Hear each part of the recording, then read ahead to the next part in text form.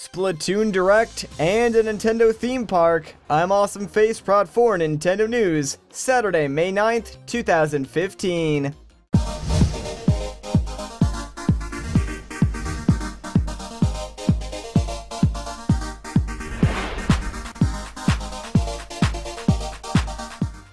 I'm sure for most of us, this news is like a dream come true.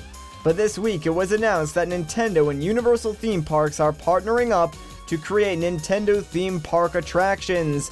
The Orlando, Florida-based Universal Studios theme park will attempt to create an immersive experience that will include several of Nintendo's famous characters and games.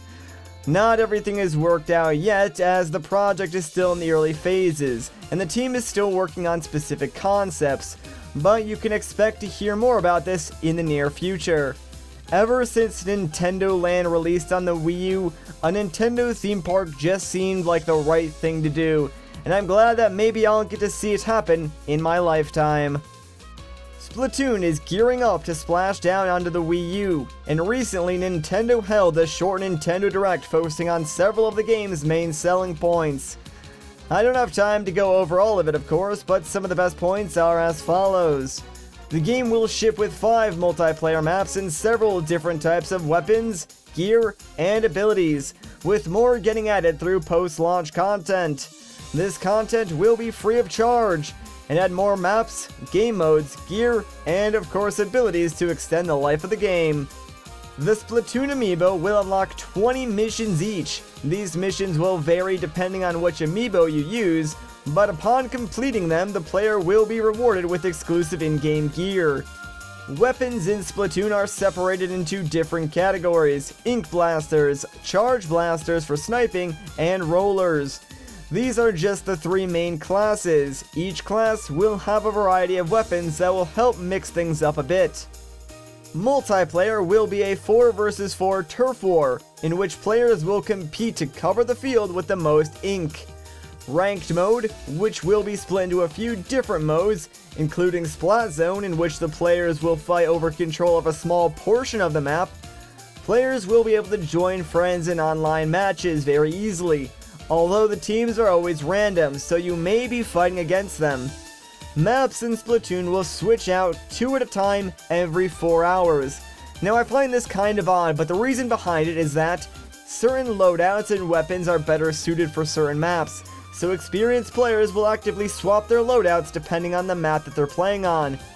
As always, there is more to this Direct than just what I said here, so I would encourage you to watch it for yourself if you want all the information. Those of you who collect Amiibo will be happy to hear that Nintendo of Japan recently announced they will be reprinting several more Amiibo during the summer months. Fox, Wii Fit Trainer, Pit, Rosalina, and Mega Man will all be reprinted by June. Unfortunately, this announcement is for Japan only. Those of you who don't mind importing will have a much easier time acquiring some of the rarer Amiibo during the next few months. Now, unfortunately, Nintendo still has not announced any new restocks for other regions, but at least we know they are willing to reprint more than just Marth and Villager. Amiibo have just surpassed 10.5 million units sold, so I think Nintendo is starting to realize the popularity of these figures, and hopefully one day, every region will have all the stock that they need. During Nintendo's most recent investor meeting, President Satoru Iwata briefly mentioned the new Nintendo membership service that will be replacing Club Nintendo. One of the major upgrades is that this system will use one account, probably your Nintendo Network ID, and you will be able to log into this account from several devices, such as mobile phones, and probably your 3DS and Wii U. Iwata also mentioned the company plans to release 5 mobile games within the next fiscal year. These new services will take into account one's past purchases and gameplay records, hinting towards some sort of achievement-like system, and perhaps a way for the system to suggest new games to the user.